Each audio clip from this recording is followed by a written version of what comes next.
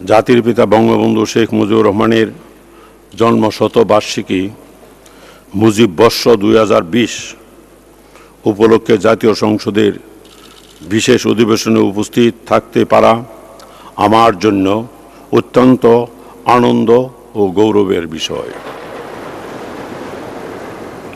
এটি আমার জীবনের অন্যতম শ্রেষ্ঠ প্রাপ্তি। এজন্য মহান আল্লাহ তাআলার দরবারে অশেষ শুকরিয়া জ্ঞাপন করছি। এই উপলক্ষে আমি আপনাদের মাধ্যমে মাননীয় সংসদ নেতা ও সংসদ সদস্য সহ প্রিয় দেশবাসী ও দেশের বাইরে বসবাসরত সকল প্রবাসীকে মুজিব বর্ষের শুভেচ্ছা জানাচ্ছি। ভাষণের শুরুতে আমি গভীর শ্রদ্ধা ও কৃতজ্ঞতার সঙ্গে স্মরণ করছি স্বাধীন বাংলাদেশের মহান স্থপতি, সর্বকালের সর্বশ্রেষ্ঠ বাঙালি, জাতির পিতা বঙ্গবন্ধু শেখ মুজিবুর রহমানকে। সশ্রদ্ধ চিত্তে স্মরণ করছি সকল বীর মুক্তিযোদ্ধা ও অমর শহীদকে, যাদের অসীম সাহস ও আত্মত্যাগের বিনিময়ে আমরা অর্জন করেছি একটি সার্বভৌম দেশ ও স্বাধীন জাতিসত্তা, পবিত্র সংবিধান ও লাল সবুজ পতাকা। আমি কৃতজ্ঞতার সঙ্গে স্মরণ করছি জাতীয় চার নেতা সৈয়দ নজরুল ইসলাম, তাজউদ্দিন আহমেদ, এম মনসুর আলী এবং এইচ.এম. কামরুজ্জামানকে, যারা বঙ্গবন্ধুর পক্ষে মুক্তিযুদ্ধ চলাকালীন সরকারের নেতৃত্ব দিয়েছিলেন।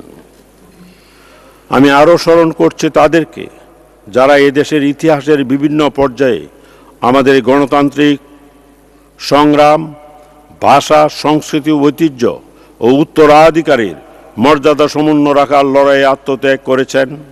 শ্রদ্ধাভরে স্মরণ করছি বাঙালির গণতান্ত্রিক অধিকার আদায়ের সংগ্রামের তিন মহান পুরুষ, শেরে বাংলা একে ফজলুল হক, গণতন্ত্রের মানসপুত্র হুসেন শহীদ সোহরাওয়ার্দী ও মজলুম জননেতা মৌলানা আব্দুল হামিদ খান ভাসানীকে, যাদের অবদান আমাদের অধিকার আদায়ের সংগ্রামকে এগিয়ে নিয়ে গেছে।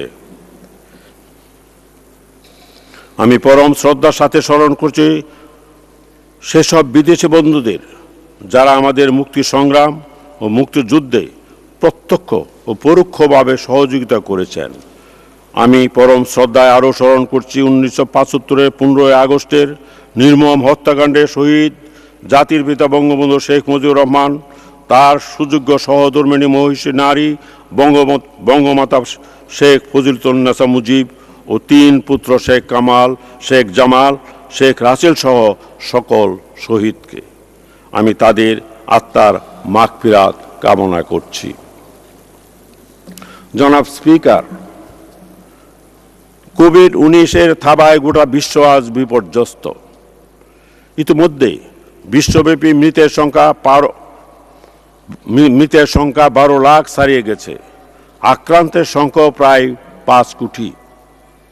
এখনো মৃত্যু ও আক্রান্তের মিছিলে প্রতিদিনই যোগ হচ্ছে শত শত মানুষের নাম।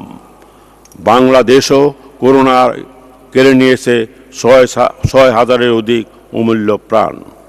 আমি দুঃখ ভারাক্রান্ত হৃদয়ে স্মরণ করছি বাংলাদেশের অকৃত্রিম বন্ধু ভারতের সাবেক রাষ্ট্রপতি প্রণব মুখার্জিকে, যিনি আমাদের মহান মুক্তিযুদ্ধে অপরিসীম অবদান রেখেছেন এবং আমৃত্যু বাংলাদেশের শুভাকাঙ্ক্ষী হিসাবে ভূমিকা পালন করেছেন। করোনাকালে আমরা আরও হারিয়েছি সাবেক মন্ত্রী ও বাংলাদেশ আওয়ামী লীগের প্রেসিডিয়াম সদস্য মোহাম্মদ নাসিম ও বেগম সাহারা খাতুন, ধর্ম প্রতিমন্ত্রী শেখ মোহাম্মদ আবদুল্লাহ ও বেশ কয়েকজন সংসদ সদস্য সহ অনেক রাজনৈতিক নেতৃবৃন্দকে। এছাড়া হারিয়েছে বিশিষ্ট শিক্ষাবিদ ও জাতীয় অধ্যাপক আনিসুজ্জামান, জাতীয় অধ্যাপক জামিলুর রেজা চৌধুরী, মুক্তিযুদ্ধের সেক্টর কমান্ডার মেজর জেনারেল অবসরপ্রাপ্ত সিআর দত্ত, লেফটেন্যান্ট কর্নেল অবসরপ্রাপ্ত আবু উসমান চৌধুরী, বিশিষ্ট আইনজীবী ও অ্যাটর্নি জেনারেল মাহবুব আলম এবং প্রখ্যাত আইনজীবী ও সাবেক অ্যাটর্নি জেনারেল ব্যারিস্টার রফিকুল হক সহ শিক্ষা, সংস্কৃতি, ক্রীড়া, রাজনৈতিক ও সামাজিক অঙ্গনের অনেক ব্যক্তিত্বকে। আমি তাদের আত্মার মাগফিরাত ও শান্তি কামনা করছি। জনাব স্পিকার, জাতির পিতা বঙ্গবন্ধু শেখ মুজিবুর রহমানের জন্ম শতবার্ষিকী উপলক্ষে মুজিব বর্ষ পালনের উদ্যোগ নেওয়ার জন্য আমি মাননীয় প্রধানমন্ত্রী শেখ হাসিনা ও তার সরকারকে আন্তরিক ধন্যবাদ জানাচ্ছি। একই সঙ্গে মুজিব বর্ষ উপলক্ষে বিশেষ অধিবেশন আয়োজনের জন্য মাননীয় স্পিকার আপনাকে এবং আপনার মাধ্যমে জাতীয় সংসদের সকলকে ধন্যবাদ জ্ঞাপন করছি। চলমান করোনা পরিস্থিতিতে বিশেষ অধিবেশনের আয়োজন নিঃসন্দেহে প্রশংসনীয়। আমি আশা করি অধিবেশনের কার্যক্রম বর্তমান ও ভবিষ্যৎ প্রজন্মকে বঙ্গবন্ধুর জীবন ও কর্ম সম্পর্কে জানতে ইতিবাচক ভূমিকা রাখবে। এছাড়াও জন্মশতবার্ষিকী উপলক্ষে আয়োজিত অধিবেশনে জাতির পিতাকে সম্মান জানানোর মাধ্যমে আমরা নিজেরাও সম্মানিত হব। সীমিত সময় ও পরিসরে বঙ্গবন্ধুকে নিয়ে পূর্ণাঙ্গ আলোচনা কোনোভাবে সম্ভব নয়। তার জীবন ও কর্মের বিস্তৃতি এতটাই বিশাল যে ঘন্টার পর ঘন্টা এমনকি দিনের পর দিন আলোচনা করলেও তা অসম্পূর্ণই থেকে যাবে। জনাব স্পিকার, বঙ্গবন্ধুকে নিয়ে কিছু কথা বলতে গেলে অনিবার্যভাবে এসে পড়ে ইতিহাসের পরম্পরা। 1920 সালের 17 মার্চ তৎকালীন গোপালগঞ্জ মহকুমার নিবৃত পল্লী টুঙ্গিপাড়ার এক সম্ভ্রান্ত পরিবারে তার জন্ম। ছোটবেলা কেটেছে গ্রামের কাদা জল, মিঠো পথ আর প্রকৃতির খোলামেলা পরিবেশে। পরোপকার আর অন্যের দুঃখ কষ্ট লাঘবে সব সময় তিনি নিজেকে জড়িয়ে নিতেন। নিজের সুখ দুঃখের কথা না ভেবে অন্যকে নিয়ে ভাবতেন।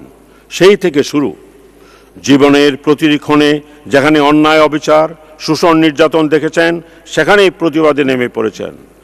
কখনো নিজের এবং পরিবারের গণ্যের মধ্যে বাধা পড়েননি। ফাঁসির মঞ্চে দাঁড়িয়েও গেয়েছেন বাংলা, বাঙালি আর বাংলাদেশের জয়গান। ফাঁসির সেলের পাশেই কবর খোঁড়া হচ্ছে জেনেও বাঙালির স্বাধীনতার লক্ষ্যে ছিলেন অবিচল ও অনড়। আজীবন বাংলা ও বাঙালিকে ভালোবেসে গেছেন, স্থান করে নিয়েছেন মানুষের মণিকোঠায়। ক্ষণজন্মা এই মহাপুরুষ শৈশব থেকে ছিলেন অত্যন্ত মানবদর্দী, কিন্তু অধিকার আদায়ে আপোষহীন। মাত্র 14 বছর বয়সে ব্রিটিশ বিরোধী সভা সমাবেশে অংশ নেন তিনি। গরিব ছাত্রছাত্রীদের লেখাপড়া খরচ চালাতে গড়ে তোলেন মুসলিম সেবা সমিতি। 1938 সালে শেরে বাংলা একে ফজলুল হক ও হোসেন শহীদ সোহরাওয়ার্দীর সাথে বঙ্গবন্ধুর পরিচয় ঘটে এবং প্রথম পরিচয়ে তিনি নেতাদের দৃষ্টি আকর্ষণ করতে সক্ষম হন। সোহরাওয়ার্দীর সাথে নিয়মিত যোগাযোগের মাধ্যমেই রাজনীতিতে তার হাতেখড়ি। তারপর থেকে লেখাপড়া, রাজনীতি, জনসেবা যুগপৎভাবে চলতে থাকে। 1946 সালে কলকাতা ইসলামিয়া কলেজে ছাত্র সংসদ নির্বাচনের সাধারণ সম্পাদক নির্বাচিত হন। তারপর 1947 সালে ভারত পাকিস্তান বিভক্তির পর বঙ্গবন্ধু কলকাতা থেকে ঢাকা আসেন এবং ঢাকা বিশ্ববিদ্যালয়ে আইন বিভাগে ভর্তি হন। অবিভক্ত বাংলা রাজনীতি থেকে পূর্ব বাংলার রাজনীতিতে মনোনিবেশ করেন। দেশ বিভাগের কিছুদিন পরেই তরুণ নেতা শেখ মুজিব বুঝতে পেরেছিলেন ব্রিটিশ পরাধীনতার কবল থেকে মুক্তি পেলেও বাঙালি নূতন করে পশ্চিমাদের শোষণের কবলে পড়েছে। পশ্চিমা শাসক গোষ্ঠী প্রথম আঘাত হানে বাঙালির মায়ের ভাষা বাংলার উপর। ঘোষণা দেয় উর্দুই হবে পাকিস্তানের একমাত্র রাষ্ট্রভাষা। বাংলা ভাষার দাবিতে ধর্মঘট পালন করে 1948 সালের 11 মার্চ শেখ মুজিব সচিবালয় গেট থেকে গ্রেপ্তার হন। অর্থাৎ পাকিস্তান কায়েম হওয়ার 8 মাসের মধ্যেই তিনি কারাবরণ করেন। 1949 সালের 17 এপ্রিল ঢাকা বিশ্ববিদ্যালয়ের 3য় ও 4র্থ শ্রেণীর কর্মচারীদের আন্দোলনের সহযোগিতা ও সমর্থন দেওয়ার অভিযোগে বঙ্গবন্ধুকে বিশ্ববিদ্যালয় থেকে বহিষ্কার করা হয়। মুচলেকা দিয়ে অনেকে ছাত্রত্ব ফিরে পেলেও তিনি সে পথে পা বাড়াননি। তিনি ছিলেন আপোষহীন। যেখানে অন্যায়, অবিচার, শোষণ, নির্যাতন দেখেছেন সেখানে তিনি প্রতিবাদে নেমে পড়েছেন। জীবনে কখনো নীতি আদর্শের সঙ্গে আপোষ করেননি। ভাষার দাবিতে সারা দেশে আন্দোলন ক্রমে তীব্র থেকে তীব্রতর হতে থাকে। বঙ্গবন্ধু 1952 সালের জানুয়ারি মাসে আটক অবস্থায় হাসপাতালে থেকেই অন্যান্য ছাত্রনেতাদের সাথে গোপন বৈঠক করে 21শে ফেব্রুয়ারি রাষ্ট্রভাষা দিবস পালন এবং সর্বদলীয় সংগ্রাম পরিষদ গঠন করেন। জনাব স্পিকার, আন্দোলন সংগ্রাম ও কারাভোগের মধ্যে দিয়েই বঙ্গবন্ধু শেখ মুজিব বাঙালির অধিকার আদায়ের পথে এগিয়ে চলেন। 1953 সালে 9 জুলাই তিনি 33 বছর বয়সে পূর্ব পাকিস্তান আওয়ামী মুসলিম লীগের সাধারণ সম্পাদক নির্বাচিত হন। 1953 সালের 14 নভেম্বর আওয়ামী মুসলিম লীগের বিশেষ কাউন্সিলে যুক্ত ফ্রন্ট গঠনের সিদ্ধান্ত নেন এবং 1954 সালের 10 মার্চ যুক্ত ফ্রন্ট প্রার্থী হিসাবে গোপালগঞ্জ থেকে প্রথমবারের মতো আইন পরিষদের সদস্য নির্বাচিত হন। 1954 সালের 15 মে যুক্তফ্রন্ট সরকারের সমবায়, ঋণ ও গ্রামীণ পুনর্গঠন বিষয়ক মন্ত্রী নিযুক্ত হন। 1954 সালের 30 মে কেন্দ্রীয় সরকার পূর্ব পাকিস্তান প্রাদেশিক সরকার ভেঙে দেয় এবং অন্যান্য রাজনীতিবিদদের সাথে বঙ্গবন্ধু গ্রেপ্তার হন। 1955 সালের 5 জুন বঙ্গবন্ধু আওয়ামী মুসলিম লীগের হয়ে গণপরিষদ সদস্য নির্বাচিত হন এবং পাকিস্তান গণপরিষদের ভাষণদানকালে পূর্ব পাকিস্তান নামের বিরোধিতা করে পূর্ব বাংলা করার আহ্বান জানান। একই ভাষণে আঞ্চলিক ও স্বায়ত্তশাসনের দাবিও জানান।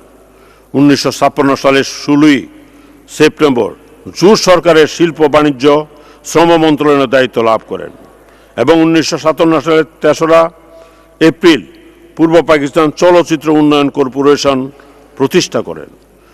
1957 সালের 30 মে আওয়ামী লীগের সাধারণ সম্পাদক হিসাবে দলীয় রাজনৈতিক কর্মকাণ্ড পরিচালনার স্বার্থে জোট সরকারের মন্ত্রিসভা থেকে পদত্যাগ করেন। দলের প্রতি বঙ্গবন্ধুর কতটা আনুগত্য, আন্তরিকতা ও টান ছিল মন্ত্রী পরিষদ থেকে স্বেচ্ছায় পদত্যাগ তার প্রকৃষ্ট উদাহরণ। ক্ষমতা বা কোনো কিছু চাওয়া পাওয়া বঙ্গবন্ধুকে তার লক্ষ্য ও আদর্শ থেকে কখনো বিচ্যুত করতে পারেনি। এটাও তার একটি বড় প্রমাণ। জনাব স্পিকার, 1958 সালে আইয়ুব খানের সামরিক শাসন বিরোধী আন্দোলন করতে গিয়ে বঙ্গবন্ধু 2 বছর কারাভোগ করেন এবং 1964 সালে আইয়ুব খানের মৌলিক গণতন্ত্রের বিরোধিতা করে আবারও গ্রেপ্তার হন। কিন্তু কোনো কিছুই শেখ মুজিবকে বাঙালির অধিকার আদায়ের আন্দোলন থেকে দূরে রাখতে পারেনি। 1966 সালের 5 ফেব্রুয়ারি বঙ্গবন্ধু লাহোরে ঐতিহাসিক 6 দফা উত্থাপনের পর প্রথম 3 মাসেই পাকিস্তানের সামরিক সরকার তাকে 8 বার গ্রেপ্তার করে। জেল থেকে বের হয়ে বঙ্গবন্ধু 6 দফার সমর্থনে জনমত সৃষ্টির লক্ষ্যে দেশের এক প্রান্ত থেকে অন্য প্রান্তে ছুটে বেড়ান। গঠন প্রক্রিয়া ব্যাহত করতে অধিকাংশ সময় বঙ্গবন্ধুকে কারান্তরীণ রাখে। বাঙালির অধিকার আদায়ের সংগ্রামকে প্রতিহত করতে সামরিক সরকার কারান্তরীণ অবস্থায় বঙ্গবন্ধুকে 1 নম্বর আসামি করে 35 জন বাঙালির বিরুদ্ধে রাষ্ট্র বনাম শেখ মুজিবুর রহমান অন্যান্য শীর্ষক মামলা দায়ের করে, যা আগরতলা ষড়যন্ত্র মামলা নামে পরিচিত। সামরিক সরকারের এহেন অগণতান্ত্রিক নিপীড়ন ও নির্যাতনমূলক কর্মকাণ্ডের বিরুদ্ধে পূর্ব বাংলার মানুষ, পূর্ব বাংলার জনগণ রুখে দাঁড়ায়। আন্দোলন তীব্র থেকে তীব্রতর হয়ে ছড়িয়ে পড়ে সারা দেশে। দেশব্যাপী সৃষ্টি হয় গণ অভ্যুত্থান। প্রবল গণ আন্দোলনের মুখে পাকিস্তান সামরিক শাসক 1970 সালের 22 ফেব্রুয়ারি আগরতলা ষড়যন্ত্র মামলার আটক শেখ মুজিব সহ অন্যান্য বন্দীদের মুক্তি দিতে বাধ্য হয়। 23 ফেব্রুয়ারি রেসকোর্স ময়দানে লাখো ছাত্র জনতার সম্বর্ধনায় শেখ মুজিবুর রহমানকে বঙ্গবন্ধু উপাধি দেওয়া হয়। এই সমাবেশে তিনি ছাত্র সংগ্রাম পরিষদের 11 দফা দাবির প্রতি পূর্ণ সমর্থন জানান। জনাব স্পিকার, জাতির পিতা বঙ্গবন্ধু শেখ মুজিবুর রহমানের রাজনৈতিক কর্মকাণ্ডে ব্যক্তি ও পারিবারিক বন্ধন কখনো বাধা হয়ে দাঁড়াতে পারেনি। বঙ্গমাতা শেখ মুজিবুন্নেছা মুজিব সবসময় বঙ্গবন্ধুকে তার চলার পথে সাহস জুগিয়েছেন, বিপদে ভরসা দিয়েছেন। নিজের ও পরিবারের চেয়ে দেশ ও জনগণের স্বার্থকে বড় করে দেখেছেন। বঙ্গমাতা শেখ মুজিবুন্নেছা মুজিবের অবদান বঙ্গবন্ধুর রাজনৈতিক জীবনে অনেক বড় বড় সিদ্ধান্ত গ্রহণের ক্ষেত্রে গুরুত্বপূর্ণ ভূমিকা রেখেছে। এরই ধারাবাহিকতায় 1969 সালের 5ই ডিসেম্বর হুসেন শহীদ সোহরাওয়ার্দীর স্মরণ সভায় বঙ্গবন্ধু ঘোষণা করেন, কোর্ট, জনগণের পক্ষ থেকে আমি ঘোষণা করিতেছি, আমাদের আবাসভূমির নাম পূর্ব পাকিস্তান নয়, হবে বাংলাদেশ, আনকোট। ইতোমধ্যে বাঙালির মুক্তির সনদ 6 দফা ও ছাত্র সংগ্রাম পরিষদের 11 দফার আন্দোলন সারা দেশে ছড়িয়ে পড়ে আন্দোলনের অগ্নিগর্ভ হয়ে উঠে সমগ্র পূর্ব বাংলা। পাকিস্তান সামরিক শাসক বাধ্য হয় সাধারণ নির্বাচন দিতে। অবশেষে 70 সালের 7 ডিসেম্বর সাধারণ নির্বাচন অনুষ্ঠিত হয় এবং বঙ্গবন্ধুর নেতৃত্বে আওয়ামী লীগ নিরঙ্কুশ সংখ্যাগরিষ্ঠতা অর্জন করে। পূর্ব পাকিস্তান জাতীয় পরিষদের 169 আসনের মধ্যে 166 এবং প্রাদেশিক পরিষদে 300 আসনের মধ্যে 288 আসনে আওয়ামী লীগ জয়লাভ করে। সৌভাগ্যক্রমে জাতীয় পরিষদ নির্বাচনে আমি নিজেও পাকিস্তান জাতীয় পরিষদে সর্বকনিষ্ঠ সদস্য হিসাবে নির্বাচিত হই। জনাব স্পিকার, 1970-এর বিজয় স্বাধীন বাংলাদেশের অভ্যুদয়কে ত্বরান্বিত করে, কিন্তু পাকিস্তানের সামরিক শাসক গোষ্ঠী এর বিরুদ্ধে ষড়যন্ত্র শুরু করে এবং ক্ষমতা হস্তান্তরে তালবাহানার আশ্রয় নিতে থাকে। বঙ্গবন্ধু 3রা জানুয়ারি রেসকোর্স ময়দানে এক বিশাল জনসভায় 70-এর সাধারণ নির্বাচনে বিজয়ী জনপ্রতিনিধিদের শপথ অনুষ্ঠান পরিচালনা করেন। পাকিস্তানের সামরিক শাসক ও প্রেসিডেন্ট ইয়াহিয়া পূর্ব পাকিস্তান জাতীয় পরিষদের অধিবেশন ডেকেও 1 মার্চ এক ভাষণে বঙ্গবন্ধুকে দোষারোপ করে অনির্দিষ্টকালের জন্য স্থগিত করে। পূর্ব পাকিস্তানের জনগণ বঙ্গবন্ধুর নেতৃত্বে এই সিদ্ধান্তের বিরুদ্ধে খুবই ফেটে পড়েন। আন্দোলনের যুগ হয় নতুন মাত্রা। জনগণ তাদের প্রাণপ্রিয় নেতার দিক নির্দেশনার অপেক্ষায় প্রহর গুনতে থাকে। বঙ্গবন্ধু শেখ মুজিব 7ই মার্চ রেসকোর্স ময়দানে ঐতিহাসিক ভাষণ দেন। এই ভাষণে বঙ্গবন্ধু বাঙালির আবেগ ও আকাঙ্ক্ষাকে ধারণ করে বজ্রকণ্ঠে ঘোষণা করেন, কোর্ট, এবারের সংগ্রাম আমাদের মুক্তির সংগ্রাম, এবারের সংগ্রাম স্বাধীনতার সংগ্রাম, আনকোট। যা ছিল মূলত স্বাধীনতারই ডাক। জনাব স্পিকার, সম্প্রতি মন্ত্রিসভা জাতির পিতা বঙ্গবন্ধু শেখ মুজিবুর রহমানের 7ই মার্চের ভাষণের দিনকে ঐতিহাসিক দিবস হিসাবে পালনের সিদ্ধান্ত গ্রহণ করেছে, যা একটি যুগান্তকারী পদক্ষেপ।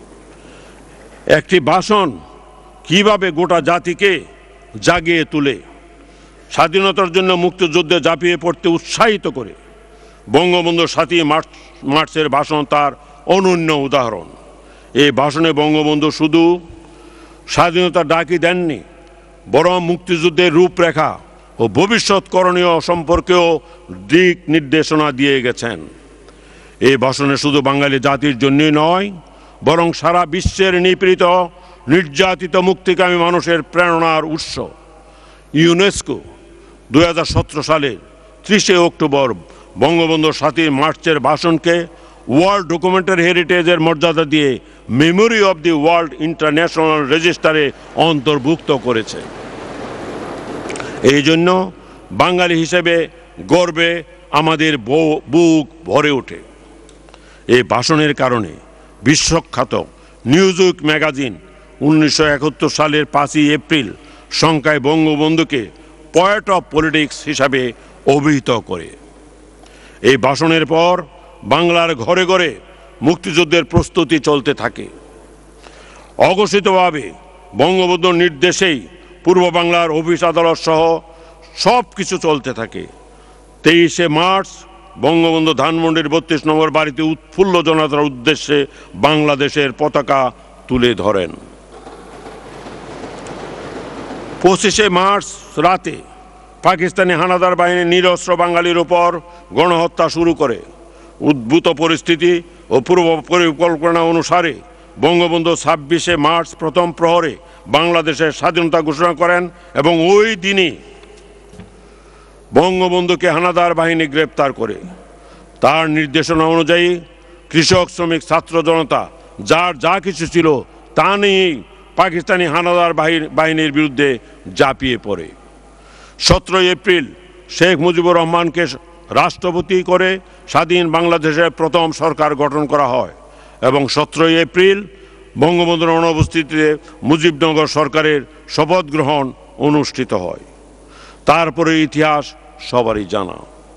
বঙ্গবন্ধুর নেতৃত্বে দীর্ঘ 9 মাসের রক্তক্ষয়ী যুদ্ধের মাধ্যমে এবং 30 লাখ শহীদের রক্ত, 2 লাখ মা-বোনের সম্ভ্রমের বিনিময়ে অর্জিত হয় বাঙালির চূড়ান্ত বিজয়, সর্বশ্রেষ্ঠ অর্জন স্বাধীনতা। জনাব স্পিকার, 1971 সালের 16 ডিসেম্বর চূড়ান্ত বিজয় অর্জিত হলেও বঙ্গবন্ধুর অবর্তমানে তার জন্য অপূর্ণই থেকে যায়। 7 কোটি বাঙালি তাদের প্রাণপ্রিয় নেতার আশার অপেক্ষায় ক্ষণ গুনতে থাকেন। অবশেষে 1972 সালের 10 জানুয়ারি সেই মহেন্দ্রক্ষণ এলো। বঙ্গবন্ধু শেখ মুজিব 8 জানুয়ারি পাকিস্তান কারাগার থেকে মুক্ত হয়ে লন্ডন পৌঁছান। সেখানে ব্রিটিশ প্রধানমন্ত্রী স্যার এডওয়ার্ড হিথ তার সাথে সাক্ষাৎ করেন। এছাড়া বঙ্গবন্ধু লন্ডনে একটি সংবাদ সম্মেলনের মাধ্যমে বিশ্ববাসীকে যুদ্ধবিধ্বস্ত বাংলাদেশের পাশে দাঁড়ানোর আহ্বান জানান। বঙ্গবন্ধুর 10 জানুয়ারি লন্ডন থেকে দিল্লি হয়ে ঢাকায় আসেন। দিল্লিতে ভারতের রাষ্ট্রপতি বিবি গিরি ও প্রধানমন্ত্রী ইন্দিরা গান্ধী তাকে অভ্যর্থনা জানান। এ সময় তাকে গার্ড অব অনার প্রদান করা হয়। পরে বঙ্গবন্ধু বিশাল এক জনসভায় বাংলায় বক্তৃতা করেন। শুরু হলো সদ্য স্বাধীন দেশের এগিয়ে যাওয়ার পথ চলা। গরম পানি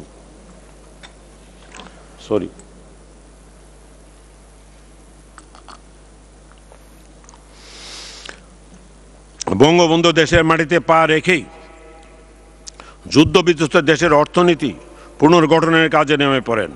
তিনি কৃষি, শিক্ষা, সংস্কৃতি, স্বাস্থ্য, পর্যটন, প্রতিরক্ষা, যোগাযোগ সহ খাত ভিত্তিক উন্নয়ন পরিকল্পনা গ্রহণ করেন। তিনি কৃষি উৎপাদন বৃদ্ধির জন্য ভূমি সংস্কার, সেচ যন্ত্র স্থাপন এবং 25 বিঘা পর্যন্ত কৃষি জমির খাজনা মওকুফ করেন। ইসলামিক ফাউন্ডেশন প্রতিষ্ঠা, বেতবুনিয়া ভূ উপগ্রহ কেন্দ্র স্থাপন, টঙ্গীতে বিশ্ব ইজতেমার জায়গা বরাদ্দ, মাদ্রাসা শিক্ষা বোর্ড গঠন এবং পঙ্গু হাসপাতাল স্থাপনে বঙ্গবন্ধুর অবদানকে জাতি আজও পরম শ্রদ্ধার সাথে স্মরণ করে। বঙ্গবন্ধু সংবিধানে নারী পুরুষের সম অধিকার এবং রাষ্ট্র ও গণজীবনের সর্বস্তরে নারী পুরুষের সম অংশগ্রহণের নিশ্চয়তা প্রদান করেন। আন্তর্জাতিক অঙ্গনে বাংলাদেশকে প্রতিষ্ঠিত করতে তিনি কূটনৈতিক যোগাযোগ বাড়াতেও উদ্যোগী হন। বঙ্গবন্ধুর ঐকান্তিক প্রচেষ্টা ও কূটনৈতিক দক্ষতায় বাংলাদেশ 1974 সালে 17 সেপ্টেম্বর জাতিসংঘের সদস্য লাভ করেন। জাতির পিতা বঙ্গবন্ধু শেখ মুজিবুর রহমান 1974 সালের 25শে সেপ্টেম্বর জাতিসংঘে বাংলায় ভাষণ প্রদান করে বাংলাদেশ ও বাঙালি জাতিকে এক অনন্য উচ্চতায় অধিষ্ঠিত করেন।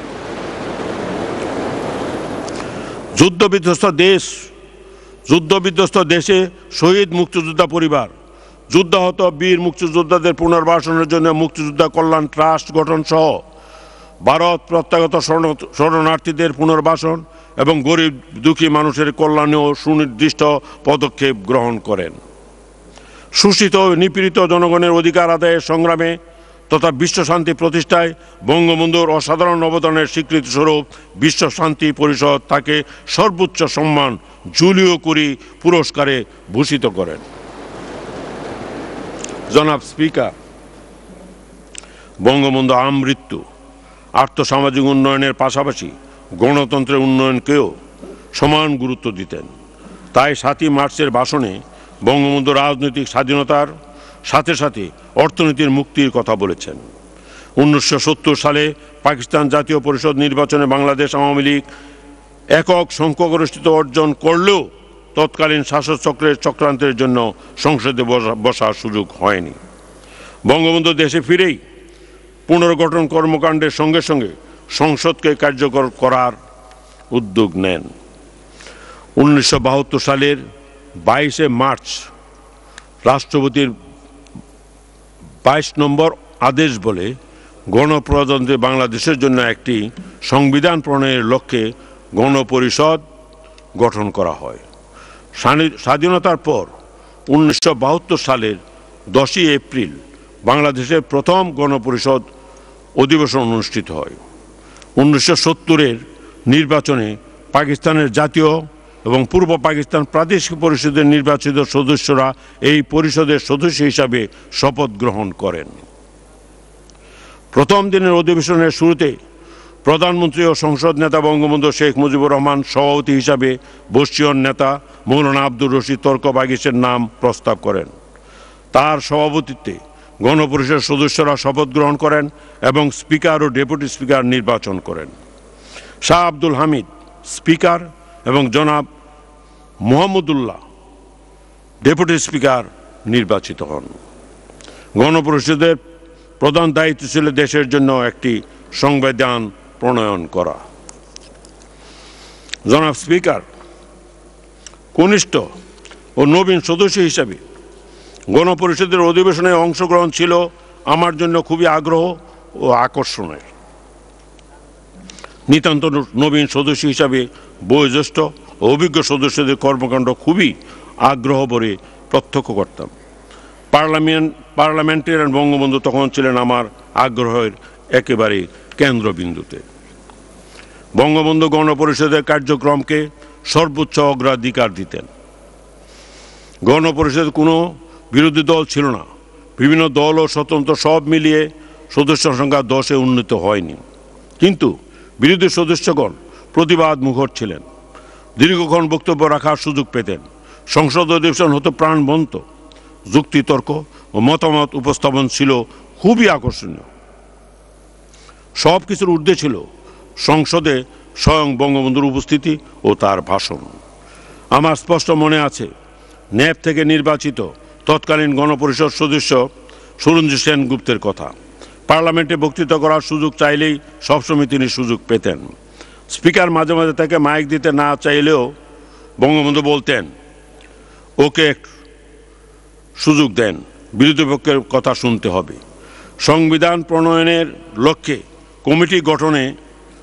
কমিটি গঠন প্রসঙ্গে বঙ্গবন্ধু বলেছিলেন, কোর্ট, শুধু যে আমাদের দলীয় সদস্য থেকে কমিটি করব তা নয়, দল মত নির্বিশেষে সকলের সঙ্গে আলোচনা করা হবে। জনগণকে যাতে তাদের ইচ্ছা অনুযায়ী একটু সুষ্ঠু সংবিধান দেওয়া যায়, এই উদ্দেশ্যে সকলের মতামত চাইব। এই সংবিধানে মানবিক অধিকার থাকবে, যে অধিকার মানুষ চিরজীবন ভোগ করতে পারবে। আনকোট। জনাব স্পিকার, বঙ্গবন্ধু সংসদ কার্যক্রমের পাশাপাশি দলীয় শৃঙ্খলার ব্যাপারেও ছিলেন খুবই সচেতন। এই প্রসঙ্গে প্রথম অধিবেশনের প্রথম কার্য দিবসেই তিনি বলেছিলেন, কোর্ট, আমি মাননীয় সংসদ সদস্যদের জন্য একটা কথা মনে করিয়ে দিতে চাই যে কোনো প্রস্তাব আনার আগে পার্টিতে তা আলোচনা করে তারপর উপস্থাপন করবেন, তা না হলে এর দ্বারা পার্টির শৃঙ্খলা নষ্ট হবে। আনকোট। বঙ্গবন্ধু সংসদে হাস্যরস করতে পিছপা হতেন না। একবার সংসদে বক্তব্য দানকালে হাসতে হাসতে বলেছিলেন, কোর্ট, মাননীয় স্পিকার, আপনার মাধ্যমে অনুরোধ জানাচ্ছি যে ভবিষ্যতে আমার এই মাইকটি একটু উঁচু করে দিবেন। আমি মানুষ একটু বেশি লম্বা। আনকোট। হাউস পরিচালনার ক্ষেত্রেও বঙ্গবন্ধু ছিলেন খুবই আন্তরিক। কার্যপ্রণালীর বিধি মেনে নিজেও আলোচনা করতেন এবং অন্য সদস্যরাও যাতে তা মেনে চলে সেই ব্যাপারেও শক্ত হাতে হাউস চালানোর ব্যাপারে স্পিকারকে অনুরোধ করতেন। জনাব স্পিকার বঙ্গবন্ধু সংসদের সকল কার্যক্রমে বিরোধী সদস্যদের মতামতকে যথেষ্ট গুরুত্ব দিতেন। রুলস অফ প্রসিডিওরের খসড়ার উপর আলোচনা করতে গিয়ে বঙ্গবন্ধু বলেছিলেন, কোর্ট, আওয়ামী লীগ পার্লামেন্টের পার্টি একেবারে সব কিছু চূড়ান্ত করে নাই। দুই একজন যারা নির্দলীয় বা বিরোধী পার্টি যাই বলুন, আমার কোনো আপত্তি নাই। যদি আপনাদের ভালো কোনো সংশোধনী থাকে তা নিশ্চয়ই দেশের মঙ্গলের জন্য, মনকে আমরা বড় করে তা গ্রহণ করব, আনকোট। সদস্যদের অভাব অভিযোগ, সুখ দুঃখ সব কিছুর খবর রাখতেন বঙ্গবন্ধু এবং প্রয়োজনে তাদের জন্য সম্ভাব্য সব কিছুই করতেন। 1972 সালের 10ই এপ্রিল গণপরিষদ প্রথম অধিবেশন বসে এবং একই বছরের 4 নভেম্বর জাতীয় সংসদে গণপ্রজাতন্ত্রী বাংলাদেশের সংবিধান পাশ হয়। 16ই ডিসেম্বর 1972 থেকে তা কার্যকর হয়। 15ই ডিসেম্বর গণপরিষদ বিলুপ্তি হয়। বঙ্গবন্ধুর নেতৃত্বে যুদ্ধবিধ্বস্ত বাংলাদেশে এত অল্প সময়ের মধ্যে জাতির জন্য একটি সংবিধান প্রণয়ন ছিল নিঃসন্দেহে একটি বিরাট সাফল্য এবং বিশ্বের গণতন্ত্রকামী সকল দেশের জন্য ছিল অনুকরণীয়। জনাব স্পিকার, সংসদে আরও একটা বিষয় ছিল লক্ষণীয়। পার্লামেন্টে বঙ্গবন্ধুর বিরুদ্ধে কেউ কথা বললে স্পিকার বিব্রত হতেন, কিন্তু বঙ্গবন্ধু হতেন না। উদার না হলে, গণতান্ত্রিক মনোভাবাপন্ন না হলে এটা ভাবাই যেত না। 1973 সালে পার্লামেন্টে আতর রহমান খান, এম.এন. লারমা সহ বিরোধী দলের কয়েকজন এমপি ছিলেন। তখনও দেখেছি তারা কথা বলতে চাইলেই সুযোগ পেতেন। প্রায় সময় বঙ্গবন্ধুই স্পিকারকে বলে সে সুযোগ করে দিতেন। বিরোধী দলের প্রতি বঙ্গবন্ধুর আলাদা একটা মনোযোগ ছিল বলেই এটা সম্ভব হয়েছিল। রাজনৈতিক মতাদর্শের যত অমিলই থাকুক না কেন, বঙ্গবন্ধু কখনো বিরোধী দলের নেতাদের কটাক্ষ করে কিছু বলতেন না, বরং তাদেরকে যথাযথ সম্মান দিয়ে কথা বলতেন। রাজনৈতিক শিষ্টাচার তার জীবনে একটা উল্লেখযোগ্য বৈশিষ্ট্য ছিল।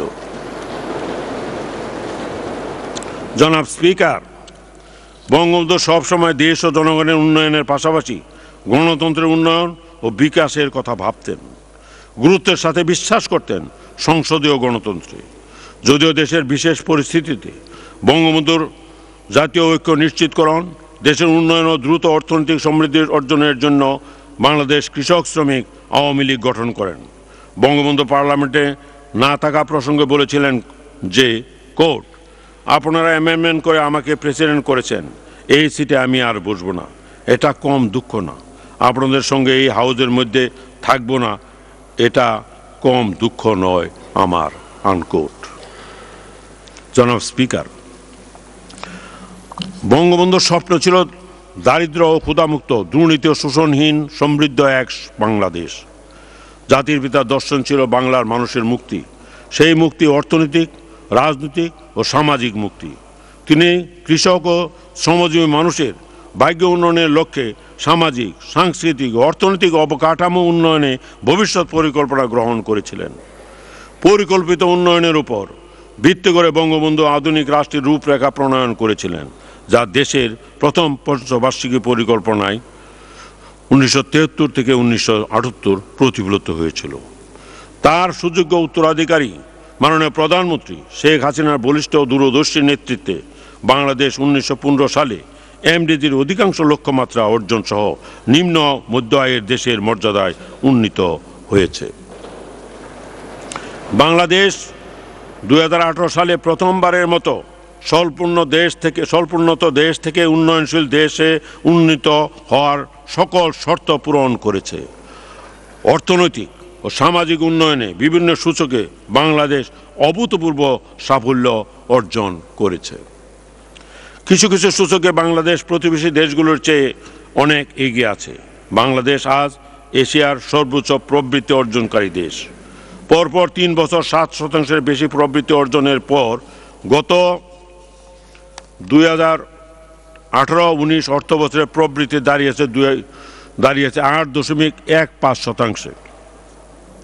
2019-20 অর্থবছরের প্রবৃদ্ধির লক্ষ্যমাত্রা নির্ধারণ করা হয়েছিল 8.2%, কিন্তু করোনা মহামারীর কারণে প্রবৃদ্ধি হয়েছে 5.24%। লক্ষ্যমাত্রা অর্জন সম্ভব না হলেও প্রবৃদ্ধির হার ছিল এশিয়া এমনকি বিশ্বের অনেক উন্নত দেশের চেয়েও বেশি। দেশের জনগণের মাথাপিছু আয় দ্রুত বৃদ্ধি পেয়ে 2066 মার্কিন ডলারে দাঁড়িয়েছে। বৈদেশিক মুদ্রার রিজার্ভও এখন 41 বিলিয়ন ডলারের উপরে। দেশ স্বাধীন হবার সময় আমাদের গড় আয়ু ছিল 47, এখন তা বেড়ে দাঁড়িয়েছে 72 বছরের উপরে। প্রাথমিক স্কুলে যাওয়া ছাত্রছাত্রীর সংখ্যা প্রায় শতভাগ। সাক্ষরতার হার 74.7% উন্নতি হয়েছে। শিশু ও মাতৃমৃত্যু হার হ্রাস পেয়েছে। বর্তমান সরকারের সময়ে সারা দেশে 560টি মডেল মসজিদ নির্মাণ করা হচ্ছে। পোশাক রপ্তানিতে এবং ইন্টারনেট ভিত্তিক কর্মসংস্থান সৃষ্টিতে বাংলাদেশ আজ বিশ্বে দ্বিতীয় স্থানে রয়েছে। বাংলাদেশ এখন বিশ্বে মিঠা পানির মাছ উৎপাদনে তৃতীয়, ছাগলের মাংস উৎপাদনে পঞ্চম, ধান উৎপাদনে চতুর্থ, আম উৎপাদনে সপ্তম, সবজি উৎপাদনে তৃতীয়, চামড়া ও চামড়াজাত পণ্য রপ্তানিতে তৃতীয় এবং পাট রপ্তানিতে প্রথম।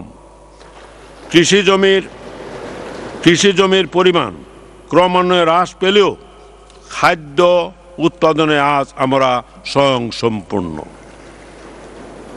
বঙ্গবন্ধুর সুযোগ্য উত্তরসূরি মাননীয় প্রধানমন্ত্রী শেখ হাসিনার বলিষ্ঠ ও দূরদর্শী নেতৃত্বের ফলে 2005 সালে যেখানে দারিদ্র্যের হার ছিল 40%, সেখানে 2019 সালে দারিদ্র্যের হার 20.5% নেমে এসেছে। বঙ্গবন্ধুর স্বপ্নের সোনার বাংলা গড়ার লক্ষ্যে সরকার রূপকল্প 2041-কে সামনে রেখে বহুমাত্রিক পরিকল্পনা গ্রহণ করেছে। ক্ষুধা দারিদ্র্যমুক্ত উন্নত ও সমৃদ্ধ বাংলাদেশ বিনির্মাণে মাননীয় প্রধানমন্ত্রী শেখ হাসিনার উন্নয়ন দর্শন রূপকল্প 2041-এর প্রধান অভিষ্ট হল 2031 সালের মধ্যে চরম দারিদ্র্যের অবসান, উচ্চ মধ্য আয়ের দেশের মর্যাদায় উত্তরণ এবং 2041 সালের মধ্যে দারিদ্র্যের অবলুপ্তি সহ উচ্চ আয়ের দেশের মর্যাদা আসীন হওয়া, যেখানে মাথাপিছু আয় হবে 12,500 মার্কিন ডলারেও বেশি। এই লক্ষ্য বাস্তবায়নে 2021 থেকে 41 মেয়াদে জিডিপির প্রবৃদ্ধি 9% উন্নীত করা প্রয়োজন। সেই সাথে নিশ্চিত করতে হবে পুষ্টি ও খাদ্য নিরাপত্তা, ব্যাপক শিল্পায়ন, অর্থনীতি সুসংহতকরণ, নগরায়ন, শতভাগ বিদ্যুতায়ন, জ্বালানি বহুমুখীকরণ, জলবায়ু পরিবর্তন মোকাবেলা সহ মেধাভিত্তিক সমাজ বিনির্মাণ। জনাব স্পিকার, স্বপ্নের পদ্মা সেতু নির্মাণ এখন সমাপ্তির পথে। মেট্রো রেলের কাজ চলছে। পায়রা গভীর সমুদ্র বন্দরের কাজ এগিয়ে যাচ্ছে। চট্টগ্রামে কর্ণফুলী নদীর তলদেশ দিয়ে বহুলেন টানেল নির্মাণের প্রথম টানেল সমাপ্ত হয়েছে। সমগ্র বাংলাদেশে রেল যোগাযোগ স্থাপন ব্যবস্থা সম্প্রসারণ করা হচ্ছে। মাতারবাড়িতে গভীর সমুদ্র বন্দর নির্মাণ করা হবে। বঙ্গবন্ধুর স্যাটেলাইট পারমাণবিক বিদ্যুৎ কেন্দ্রের পর এবার ঢাকার যাত্রাবাড়ি থেকে মাওয়া হয়ে ফরিদপুরের বাঙ্গা পর্যন্ত আন্তর্জাতিক মানের এক্সপ্রেস হাইওয়ের যুগে পা রাখল বাংলাদেশ। গত 12 মার্চ মাননীয় প্রধানমন্ত্রী শেখ হাসিনা ভিডিও কনফারেন্সের মাধ্যমে গণভবন থেকে এটি উদ্বোধন করেছেন, যা জাতির জন্য মুজিব বর্ষের এক অনন্য উপহার। এছাড়া দেশের আমদানি রপ্তানি কার্যক্রমকে সুচারু ও সহজলভ্য করতে ঢাকা চট্টগ্রাম নৌ রুটকে কার্যকর করে তোলার জন্য বৃহৎ একটি পরিকল্পনা অনুমোদিত হয়েছে। ক্রীড়াক্ষেত্রেও বাংলাদেশ অসামান্য সাফল্য অর্জন করেছে। অনূর্ধ্ব-19 ক্রিকেট দল বিশ্ব চ্যাম্পিয়ন হওয়ার গৌরব অর্জন করেছে। বাংলাদেশের মেয়েরা এশিয়া কাপ ক্রিকেটে শিরোপা জয় করেছে। এছাড়াও বিভিন্ন খেলাধুলায়ও এগিয়ে যাচ্ছে। এই সরকারের অন্যতম কৃতিত্ব হচ্ছে বঙ্গবন্ধু হত্যার বিচার সম্পন্ন করা। 71-এর মুক্তিযুদ্ধ চলাকালে সংগঠিত মানবতা বিরোধী অপরাধের বিচার এখনও চলমান। আইনের শাসন প্রতিষ্ঠায় এ বিচার অন্যতম মাইল ফলক হিসাবে বিবেচিত হচ্ছে। জলে স্থলে আকাশে বাংলাদেশের অবস্থান সুদৃঢ় করতে চেয়েছিলেন বঙ্গবন্ধু। তিনি বাংলাকে সোনার বাংলা হিসেবে গড়তে চেয়েছিলেন। আজ মাননীয় প্রধানমন্ত্রী শেখ হাসিনা সেই অরাধ্য কাজ সম্পন্ন করেছেন। বাংলাদেশের স্থল ও সমুদ্র সীমা স্থায়ীভাবে নির্ধারণ করেছেন। ৫৭তম দেশ হিসেবে বাংলাদেশ মহাকাশে বঙ্গবন্ধু স্যাটেলাইট পাঠিয়েছে, যা সফলভাবে কাজ করছে। নোবেল বিজয়ী ভারতীয় অর্থনীতিবিদ অমর্ত্য সেন ঢাকা বিশ্ববিদ্যালয় কর্তৃক আয়োজিত একটি ভার্চুয়াল আলোচনা অনুষ্ঠানে বলেছেন, আর্থসামাজিক অগ্রগতিতে বাংলাদেশ অন্যান্য দেশের জন্য উদাহরণ। এ ধরনের কাজের ভিত্তিতে একটা দেশ এগিয়ে যায় যাতে বেসরকারি প্রতিষ্ঠানগুলো সফল হয়। সেই ব্যবস্থার মাধ্যমে অন্য দেশের তুলনায় বাংলাদেশ অনেক বেশি সাফল্য এসেছে। এই জন্য তিনি মহিলাদের অবদানের কথা উল্লেখ করেছেন। জনাব স্পিকার, 16 কোটি জনসংখ্যা অধ্যুষিত এদেশের নানা প্রতিকূলতার মধ্যেও শুধু মানবিক বিবেচনায় পার্শ্ববর্তী দেশ মায়ানমার থেকে আগত প্রায় 10 লক্ষ বাস্তুচ্যুত রোহিঙ্গা শরণার্থীদের আশ্রয় দেওয়া হয়েছে। এসব শরণার্থীদের নিজ দেশে সসম্মানে ফিরিয়ে নেওয়ার জন্য বাংলাদেশ জাতিসংঘ সহ বিশ্ব ফোরামে বারবার বিষয়টি উত্থাপন করেছে। ইতিমধ্যে রোহিঙ্গাদের উপর পাশবিক নির্যাতন, গণহত্যার বিষয়টি আন্তর্জাতিক আদালতে উত্থাপিত হয়েছে এবং আদালত মিয়ানমার সরকারের প্রতি প্রাথমিক কিছু নির্দেশনা জারি করেছে। আমরা চাই বাস্তুচ্যুত রোহিঙ্গা শরণার্থীরা সসম্মানে নিজ দেশে ফিরে যাক। জাতিসংঘ সহ সকল আন্তর্জাতিক সংস্থা ও দেশকে আমি এ লক্ষ্যে প্রয়োজনীয় সহায়তা প্রদানের জন্য পুনরায় আহ্বান জানাচ্ছি। জনাব স্পিকার, উন্নয়নের জন্য শান্তি ও নিরাপত্তা নিশ্চিতকরণ, গণতন্ত্র ও সুশাসন প্রতিষ্ঠা, সন্ত্রাসবাদ ও জঙ্গিবাদ নির্মূল, নারীর ক্ষমতায়ন, শিক্ষা, স্বাস্থ্য এবং তথ্য প্রযুক্তি খাতের উন্নয়ন ও বিকাশ, জলবায়ু পরিবর্তনের চ্যালেঞ্জ মোকাবেলা সহ বিভিন্ন ক্ষেত্রে অগ্রণী ভূমিকার স্বীকৃতিস্বরূপ বাংলাদেশ ও মাননীয় প্রধানমন্ত্রী শেখ হাসিনাকে বিভিন্ন পুরস্কার এবং সম্মাননায় ভূষিত করা হয়েছে। এর মধ্যে অন্যতম হল এমডিজি অ্যাওয়ার্ড 2010, ইন্দিরা গান্ধী শান্তি পুরস্কার 2010, South award 2011, UNESCO cultural diversity পদক 2012, FAO diploma award 2013, South cooperation award 2013, UNESCO শান্তি বৃক্ষ award 2014, visionary award 2014, champion of the art award 2015, women in parliament global forum award 2015, ICTs in sustainable development award 2015, planet 50-50 champion award 2016, এজেটম change award 2016 এবং global women's leadership award 2018।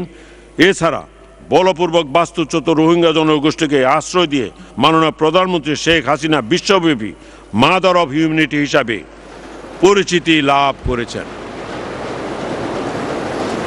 Rohingya ইস্যুতে অনুকরণীয়, দূরদর্শী ও বিচক্ষণ নেতৃত্ব প্রদানের জন্য মাননীয় প্রধানমন্ত্রীকে 2018 সালে Inter Press Service News Agency কর্তৃক হিউম্যানিটেরিয়ান অ্যাওয়ার্ড এবং গ্লোবাল হোপ কোয়ালিশন কর্তৃক স্পেশাল ডিস্টিংশন অ্যাওয়ার্ড ফর লিডারশিপে ভূষিত করা হয়। 2019 সালে global alliance for vaccine and immunization কর্তৃক ভ্যাকসিন হিরো তরুণদের দক্ষতা উন্নয়নে বাংলাদেশের অসামান্য সাফল্যের স্বীকৃতি স্বরূপ champion of skill development for youth award doctor Kalam স্মৃতি ইন্টারন্যাশনাল কর্তৃক ডক্টর কালাম স্মৃতি ইন্টারন্যাশনাল এক্সেলেন্স অ্যাওয়ার্ড 2019, ভারতের কলকাতা এশিয়াটিক সোসাইটি কর্তৃক টেগোর পিস অ্যাওয়ার্ড 2020 সালে United Nation public service award 2020 ও institute of South Asian women কর্তৃক lifetime contribution for women empowerment award প্রদান করা হয়েছে। মাননীয় প্রধানমন্ত্রী শেখ হাসিনাকে প্রদত্ত এই সকল আন্তর্জাতিক পুরস্কার এবং সম্মাননা সমূহ সমগ্র বিশ্বে বাংলাদেশের মর্যাদা বৃদ্ধি করেছে। এ বিরল সম্মাননা দেশ ও জাতির জন্য গৌরবজনক। আমি এজন্য আমি মাননীয় প্রধানমন্ত্রীকে আন্তরিক অভিনন্দন জানাই।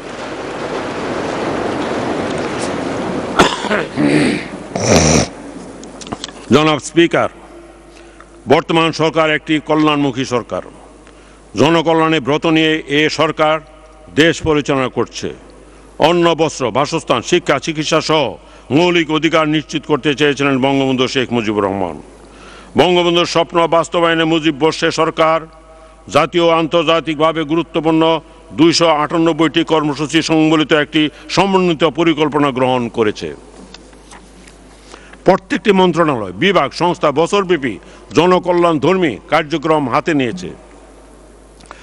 মুজিব বর্ষ উপলক্ষে জাতীয় বাস্তবায়ন কমিটি কোটি মানুষের কণ্ঠস্বর শিরোনামে একটি স্মারক গ্রন্থ প্রকাশ করেছে। মুজিব বর্ষের উপহার হিসেবে সারা দেশে 1 কোটি বৃক্ষরোপণ এবং সকলের জন্য আবাসন নিশ্চিতকরণে গৃহহীন আশ্রয়হীনদের ঘর তৈরি করে দেওয়ার কার্যক্রম গ্রহণ করা হয়েছে। দেশে শতভাগ বিদ্যুতায়ন নিশ্চিত করার পাশাপাশি মাননীয় প্রধানমন্ত্রী শেখ হাসিনা খাদ্য নিরাপত্তা নিশ্চিতকরণ, শিক্ষার সম্প্রসারণ, স্বাস্থ্যসেবাকে জনগণের গুরুদুয়ারায় নিয়ে যাওয়ার উদ্যোগ গ্রহণ করেছেন। জাতির পিতার জন্মশতবার্ষিকী উদযাপন উপলক্ষে অপামর জনগণের আর্থিক সহায়তার জন্য চালু করা হয়েছে বঙ্গবন্ধু সুরক্ষা বীমা। খাদ্যবান্ধব কর্মসূচিতে দেশের 100টি উপজেলায় পুষ্টি সমৃদ্ধ চাল বিতরণ করা হয়েছে। সারা দেশে প্রশিক্ষণপ্রাপ্ত যুব উদ্যোক্তাদের মাধ্যমে কৃষকদের ন্যায্য মূল্য প্রাপ্তি নিশ্চিত করার লক্ষ্যে ই-কমার্স প্ল্যাটফর্ম প্রতিষ্ঠা করা হয়েছে। জাতির পিতা বঙ্গবন্ধুর নামে আন্তর্জাতিক পুরস্কার প্রবর্তনের সিদ্ধান্ত গ্রহণ করা হয়েছে। এসব কর্মসূচি গ্রহণের ফলে বঙ্গবন্ধুর সোনার বাংলা বিনির্মাণে আমরা আরও এক ধাপ এগিয়ে যাব। একটি রাজনৈতিক দল যখন এইভাবে কাজ করে তখন জাতির উন্নতি ও কল্যাণ নিশ্চিত হয়। সাধারণ দরিদ্র মানুষের মৌলিক চাহিদা পূরণে দলমত নির্বিশেষ তাদের পাশে দাঁড়াতে পারলে দেশের রাজনীতিতে নূতন অধ্যায় সূচনা হবে। মুজিব বর্ষে এটাই হবে সবচেয়ে বড় অর্জন। জনাব স্পিকার, বৈশ্বিক মহামারী করোনা ভাইরাস মানব সভ্যতাকে ইতিহাসের এক চরম বিপর্যয়ের দ্বার প্রান্তে দাঁড় করিয়েছে। একবিংশ শতাব্দীর অপার সম্ভাবনাময় বিশ্বকে ঠেলে দিয়েছে মারাত্মক হুমকির মুখে। করোনার প্রভাবে মুখ থুবড়ে পড়েছে গোটা বিশ্বের অর্থনীতি, কর্মহীন হয়ে পড়েছে কোটি কোটি মানুষ। উন্নত বিশ্ব হিমশিম খাচ্ছে করোনা দুর্যোগ মোকাবেলায়, বাংলাদেশও এর ব্যতিক্রম নয়। ইতিমধ্যে করোনায় আমরা অনেককে হারিয়েছি, যাদের মধ্যে রয়েছে বরেণ্য রাজনীতিবিদ, শিক্ষাবিদ, আইনজীবী, শিল্পী, সাহিত্যিক, সাংবাদিক, সরকারি কর্মকর্তা, কর্মচারী, চিকিৎসক, নার্স সহ নানা পেশা ও বয়সের মানুষের। করোনায় নেতিবাচক প্রভাব পড়েছে আমাদের অর্থনীতি, শিক্ষা, স্বাস্থ্য, ব্যবসা বাণিজ্য, কর্মসংস্থান, ক্ষুদ্র ও কুটির শিল্প সহ অর্থনীতির সকল সেক্টরে ঘরবন্দি হয়ে পড়েছে কোটি কোটি মানুষ। জীবনযাত্রায় নেমে আসে অচলাবস্থা। এই অনাকাঙ্ক্ষিত পরিস্থিতি মোকাবেলা করতে মাননীয় প্রধানমন্ত্রী শেখ হাসিনা 31 দফার নির্দেশনা প্রদান এবং প্রতিনিয়ত ভার্চুয়াল কনফারেন্সের মাধ্যমে মাঠ প্রশাসন কর্মকর্তাগণের সঙ্গে মত বিনিময় করছেন এবং দিক নির্দেশনা প্রদান করছেন। তার এই সময়োচিত সাহসী সিদ্ধান্ত ও অক্লান্ত পরিশ্রমের ফলে বাংলাদেশ করোনা পরিস্থিতি সাফল্যের সাথে মোকাবেলা করে যাচ্ছে। মাননীয় প্রধানমন্ত্রী শেখ হাসিনাকে তার সাহসিকতা ও দূরদর্শী নেতৃত্বের জন্য আমি তাকে আবারও আন্তরিক ধন্যবাদ জানাচ্ছি। জনাব স্পিকার, করোনা শনাক্তকরণ ও কোভিড-19 আক্রান্তদের জরুরি স্বাস্থ্যসেবা নিশ্চিত করতে সরকার দ্রুততম সময়ে PCR ল্যাব স্থাপন, মেডিকেল ইকুইপমেন্ট সংগ্রহ এবং ডাক্তার, নার্স ও টেকনিশিয়ান নিয়োগ করেছে। এছাড়া ডিজিটাল বাংলাদেশ প্ল্যাটফর্ম ব্যবহার করে টেলিমেডিসিনের মাধ্যমে প্রান্তিক পর্যায় পর্যন্ত চিকিৎসা সেবা পৌঁছানো সম্ভব হয়েছে। করোনা মহামারীর ফলে সৃষ্ট অর্থনৈতিক ক্ষতি মোকাবেলায় সরকার রপ্তানিমুখী শিল্প প্রতিষ্ঠানে বিশেষ তহবিল ক্ষতিগ্রস্ত শিল্প ও সার্ভিস সেক্টর এবং ক্ষুদ্র ও মাঝারি শিল্প প্রতিষ্ঠানসমূহে ওয়ার্কিং ক্যাপিটাল সুবিধা প্রদান, বাংলাদেশ ব্যাংক প্রবর্তিত ইউডিএফ এর সুবিধা বাড়ানো, স্থগিতকৃত ঋণের আংশিক সুদ মওকুফ, বিনামূল্য খাদ্য সামগ্রী বিতরণ, লক্ষ্যভিত্তিক জনগোষ্ঠীর মাঝে অর্থ বিতরণ, চিকিৎসক, নার্স ও স্বাস্থ্যকর্মীদের বিশেষ সম্মানী প্রদান, কৃষি ভর্তুকি, রপ্তানিমুখী শিল্পের দুস্থ শ্রমিকদের সামাজিক সুরক্ষা সহ বিভিন্ন খাতে 1,20,153 কোটি টাকার প্রণোদনা প্যাকেজ ঘোষণা করেছে, যা মোট জিডিপির 4.30%। এ সময় স্বাস্থ্যবিধি মেনে উৎপাদনের চাকা সচল রাখা হয়েছে। করোনা মহামারীর ফলে রপ্তানি ক্ষেত্রের গতি যেভাবে হ্রাস পেয়েছিল, আর্থিক প্রণোদনা প্রদানের ফলে এক্ষেত্রে নূতন গতি সঞ্চারিত হয়েছে। এর ফলে গার্মেন্টস সেক্টরের শ্রমিকদের বেকারত্ব এবং অর্থনীতিতে বিরূপ প্রভাব নিয়ে যে আশঙ্কা করা হয়েছিল তা নিরসিত হয়েছে। নিত্য প্রয়োজনীয় পণ্যের সরবরাহ স্বাভাবিক রাখার পাশাপাশি উৎপাদিত পণ্য বাজারজাতকরণ ও ভোক্তাদের কাছে পৌঁছে দিতে যে উদ্যোগ নেওয়া হয়েছে তা মানুষকে চরম হতাশার মাঝেও আলো দেখিয়েছে। মৃত্যুকে তুচ্ছজ্ঞান করে করোনা যুদ্ধে দায়িত্ব পালনে জনপ্রতিনিধি, ডাক্তার, নার্স, প্রশাসন, পুলিশ, সশস্ত্র বাহিনীর সদস্য সহ যারা জীবন উৎসর্গ করেছেন, আমি সেই সব করোনা যোদ্ধাদের গভীর শ্রদ্ধার সাথে স্মরণ করি এবং তাদের বিদেহী আত্মার মাগফিরাত ও শান্তি কামনা করি। একই সাথে আমি শোকাহত পরিবারের প্রতি গভীর সমবেদনা জানাই। করোনা ভাইরাস বৈশ্বিক সমস্যা, একক বা আঞ্চলিক ভিত্তিতে এর প্রাদুর্ভাব মোকাবেলা করা সম্ভব নয়। আজ আমরা কেউই সুরক্ষিত নই যতক্ষণ না পর্যন্ত সুরক্ষার জন্য ভ্যাকসিন আবিষ্কার হচ্ছে। অতীতে মানব সভ্যতার ইতিহাসে plague, Spanish flu, cholera, typhoid, যক্ষ্মা, হাম, মেনিনজাইটিস, পোলিও ইত্যাদি মহামারী ও সংক্রমণ ব্যাধিতে কোটি কোটি লোক প্রাণ হারিয়েছে, কিন্তু বিজ্ঞান থেমে থাকেনি। সময়ের অগ্নি পরীক্ষায় মানুষ এসবের প্রতিষেধক আবিষ্কার করেছে। তাই একসময় যা মহামারী ছিল, আজ তা বিশ্ব থেকে নির্মূল হয়েছে। গোটা বিশ্ববাসীর মতো আমরাও আশাবাদী অচিরেই করোনা ভাইরাসের টিকা আবিষ্কৃত হবে, যা গোটা মানব জাতিকে এক চরম অনিশ্চয়তা, হতাশা, উৎকণ্ঠা থেকে মুক্তি দেবে। স্বস্তি ফিরে আসবে ঘরে ঘরে। তবে এই ভ্যাকসিন বিশ্বের সকল দেশ ও অঞ্চল যাতে একই সময়ে ও সমভাবে পায় তা নিশ্চিত করতে বিশ্ব সম্প্রদায়কে এগিয়ে আসতে হবে। আমি জাতিসংঘ সহ বহুজাতিক সংস্থা ও উন্নত বিশ্বকে এই ব্যাপারে এগিয়ে আসার উদাত্ত আহ্বান জানাচ্ছি। আমরা এই জেনে আশাবাদী যে মাননীয় প্রধানমন্ত্রী শেখ হাসিনার সুনির্দিষ্ট নির্দেশনার পরিপ্রেক্ষিতে সরকার যথাসময়ে ভ্যাকসিন পাওয়ার সব ব্যবস্থা গ্রহণ করেছে। জাতির পিতা বঙ্গবন্ধু শেখ মুজিবুর রহমান তার ঐতিহাসিক 7 মার্চের ভাষণে বলেছিলেন, 7 কোটি মানুষকে দাবাইয়ে রাখতে পারব না। করোনা মহামারী আমাদের উন্নয়ন ও অগ্রগতির ধারাকে সাময়িকভাবে বাধাগ্রস্ত করলেও থামিয়ে দিতে পারেনি। আমি আশা করি মাননীয় প্রধানমন্ত্রী শেখ হাসিনার সুযোগ্য নেতৃত্বে করোনা সহ সকল বাধা বিপত্তি উপেক্ষা করে বাঙালি জাতি কাঙ্ক্ষিত লক্ষ্যে এগিয়ে যাবে এবং গড়ে তুলবে বঙ্গবন্ধুর স্বপ্নের সুখী সমৃদ্ধ সোনার বাংলা। জনাব স্পিকার, বঙ্গবন্ধু শেখ মুজিবুর রহমান শুধু একটি নাম নয়, বঙ্গবন্ধু একটি প্রতিষ্ঠান, একটি সত্তা, একটি ইতিহাস।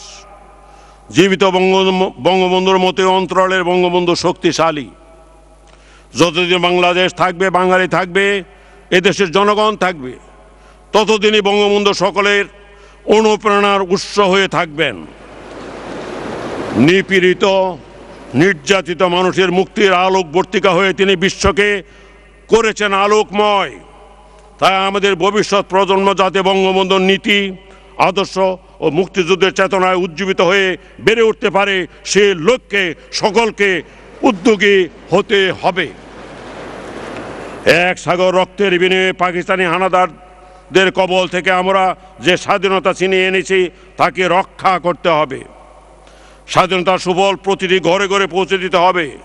বঙ্গবন্ধুর সোনার বাংলা গড়ে তোলার অঙ্গীকার বাস্তবায়নের সবচেয়ে বড় প্রয়োজন ঐক্য, জনগণের ঐক্য, বিশেষ করে মুক্তিযুদ্ধের পক্ষের সপক্ষের ঐক্য। যে ঐক্য ৭১-এ আমাদেরকে এক করেছিল, সেই ঐক্যই গড়ে তুলতে হবে সাম্প্রদায়িকতা, অগণতান্ত্রিকতা, অসহিষ্ণুতা এবং সহিংসতার বিরুদ্ধে। গণতন্ত্রকে প্রাতিষ্ঠানিক রূপ দিতে রাজনৈতিক দলগুলোকে পরমত সহিষ্ণুতা, পারস্পরিক শ্রদ্ধাবোধের সংস্কৃতি গড়ে তুলতে হবে। যারা বাস্তবকে অস্বীকার করে কল্পিত কাহিনী ও পরিস্থিতি বানিয়ে দেশের সরল প্রাণ মানুষকে বিভ্রান্ত ও বিপদগামী করে দেশের শান্তি ও অগ্রগতির ধারাকে ব্যাহত করতে চায়, তাদের বিরুদ্ধে ৭১-এর চেতনায় উদ্বুদ্ধ হয়ে প্রতিরোধ গড়ে তুলতে হবে। তাহলেই প্রতিষ্ঠিত হবে বঙ্গবন্ধুর স্বপ্নের সোনার বাংলা, সার্থক হবে বঙ্গবন্ধুর জন্মশতবার্ষিকী উদযাপন। এই প্রসঙ্গে আমি বঙ্গবন্ধুর প্রতি বিনম্র শ্রদ্ধা জানিয়ে রবীন্দ্রনাথের জ্যোতি কবিতার কিছু অংশ পড়ছি। ভেঙেছে দোয়ার, এসেছে জ্যোতির্ময়, তোমারই হোক জয়। তিমির বিদার উদার অভ্যুদয়, তোমারই হোক জয়। প্রভাত সূর্য এসেছে রুদ্র সাজে, দুঃখের পথে তোমার তুর্য বাজে। অরুণ বন্যি জ্বালাও চিত্ত মাঝে, তোমারই হুক লয়, তোমারই হুক জয়, তোমারই হুক জয়। জনাব স্পিকার,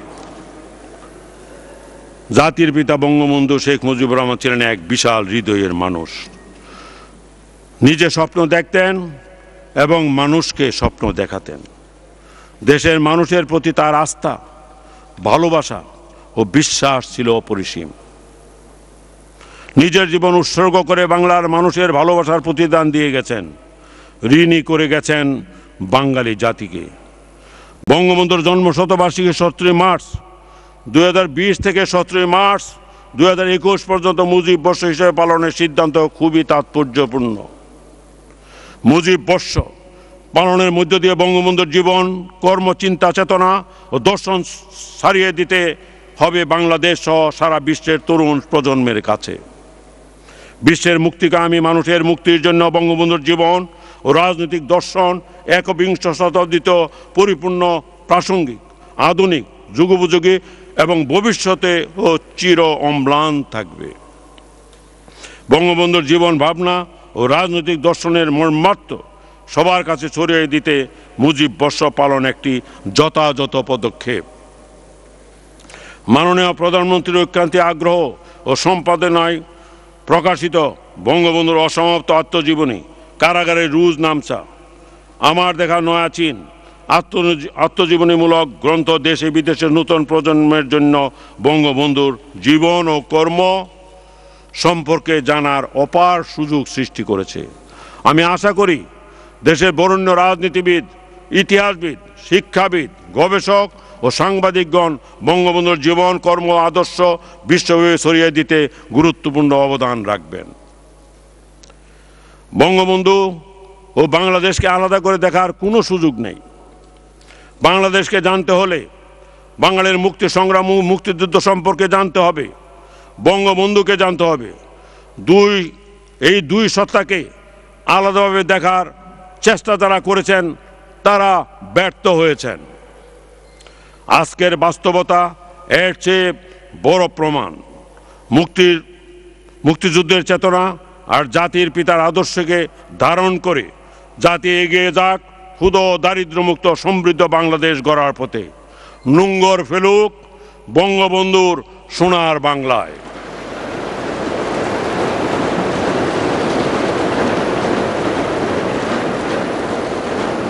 আপনাদের সবাইকে আমি আবারও আন্তরিক ধন্যবাদ ও শুভেচ্ছা জানাই।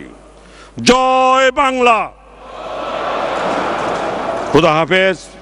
বাংলাদেশ চিরজীবী হোক। আসসালামু আলাইকুম।